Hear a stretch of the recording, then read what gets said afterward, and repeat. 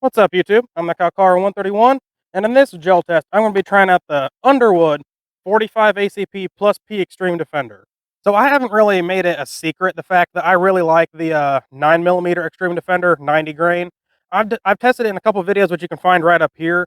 They're both very good videos. I really like that Xtreme Defender versus Gold Dot FBI test. If you haven't seen that one, check it out. It's a lot of fun. A lot of really good information on really the biggest advantage to the Xtreme Defender bullets made by Lehigh, loaded by Underwood ammo, which is that because of the overall shape of the bullet, it doesn't rely upon bullet deformation or expansion or anything to cause a tissue damage. It has flutes cut into the bullet, all four flutes cut into the bullet, and that's what causes, I think it's like hydrostatic displacement or some fancy scientific word like that. This causes all the tissue damage. The 90 grain plus P and the plus P plus I've tried in 9mm have both been outstanding. They're very reliable, even going through a lot of barriers, which is what that FBI test is about. So somebody commented on one of those. I'll try and throw it up on screen if I can find it. He'd like to see me try the 45 version. Okay. Well, I also am in the process of reviewing an XDM 45, so why not? I got the 45 ACP plus P. Why not get a little bit extra pressure out of it? So 45 ACP plus P, 120 grain Xtreme Defender. Again, Springfield XDM 45, 4.5-inch barrel, clear ballistics, 10% blocks, chronograph. Hopefully it records shit. We'll find out. I'm going to be 5 yards away. Let's do it. 5 yards away, 120 grain Xtreme Defender. Hopefully my chronograph records it.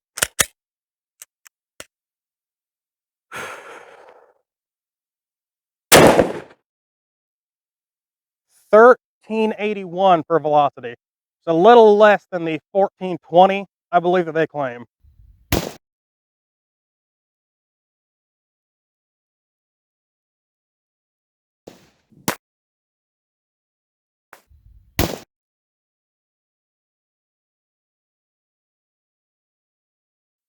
Let's see what we got. Take all my stuff off. So, overall penetration, I'll get you guys a better shot of the wound track, hopefully. Right at 17 inches of penetration, which is perfect. It's the standard I go for, which you can find why right up here. I made a video on that, so if you want to question it, watch the video. I use a standard of like 12 to 18 inches of penetration for all of my gel tests, no matter what I'm testing.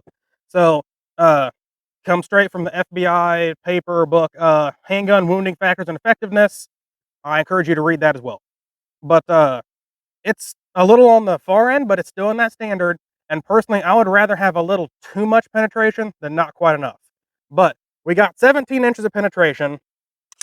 There's really no neck to speak of, neck being the distance into the gel before it starts to do tissue damage or expand or anything like that, which isn't surprising because it doesn't have to expand. So no neck, but the temporary cavity that is shown in the gel, which is not indicative at all of human tissue. All ballistics gel, even organic, is not as elastic as human tissue. This will tear easier than human tissue. But what is shown in this block, it looks like there's not much. It's not surprising. Handguns, 98% of them don't go fast enough to even have a chance at actually causing tissue damage. This is pretty much a fact. Again, read that paper and you'll find out why. But it looks like it starts to really show, again, quote unquote, as it's shown in here, tissue damage. About the 1-inch mark up to 10.5 inches roughly. So that's a pretty good distance. It's over half of the distance that it travels. It's causing tissue damage, which again, handguns don't have enough velocity to really have a chance at overcoming that elasticity of human tissue. But as it is portrayed in the clear ballistics gel, which clear ballistics is even different than organic gel, but as it's shown here, it looks like about like I said, like 1 to about 10.5 inches. Not very wide, but at the widest, it looks like it's about 3/4 of an inch. There's not really any point to even record all this. I'm doing it just to tell you. But again, uh, handguns just don't go fast enough to cause temporary expansion enough to actually tear tissues. Close up with the wound path. Like I said, not much of a neck really at all. It's a handgun round, so there's not going to be a whole lot of temporary stretch. All the way over here. There it is. It's kind of cloudy right there, but there's a bullet I pulled out. It's obviously not deformed at all. It's meant not to. It's pretty darn barrier blind. But those big flutes are how it causes all of its tissue damage. Which again, 45 doesn't really, any handgun caliber won't do much. But hollow base, that's how they get it to only 120 grains, I'd assume. So how did the Underwood 45 plus P Xtreme Defender do in this one test? This is only one test by one person who's not super scientific, yada yada. But I think it did pretty well. It had a really good amount of penetration. That 17 inches of penetration, I love that. It's on the extreme end, which I'd rather have too much than not enough. And especially considering the fact that in that paper I told you about, I mentioned earlier, handgun wounding factors and effectiveness from the FBI paper, they go over the 3 different wounding factors of bullets. And for handguns, the most important one is absolutely penetration.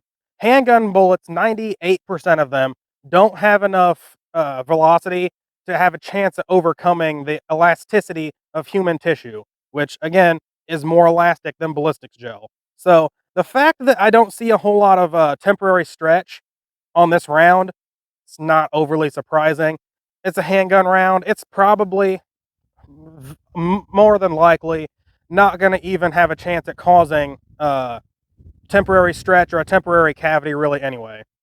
So they got a lot of penetration, which is what I really like. It's that 45 bullet. It doesn't expand, but it stays at that .45 caliber, which is going to give you a pretty decent size permanent cavity, which is the path of the bullet. That's all that is.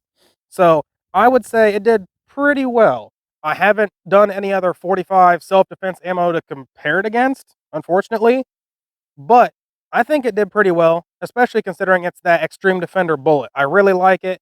It should be at least, super consistent with that amount of penetration, no matter what barrier it goes through. So I would say if you're looking for a self-defense load that is going to be pretty darn barrier blind in 45 ACP, the Underwood 45 ACP plus P Xtreme Defender is pretty good to go. If you enjoyed the video, you found it entertaining, informative, egregious, whatever, tell me in the comments. Tell me what else you'd like to see me test in ballistics gel. I'm the Calcar 131, signing off.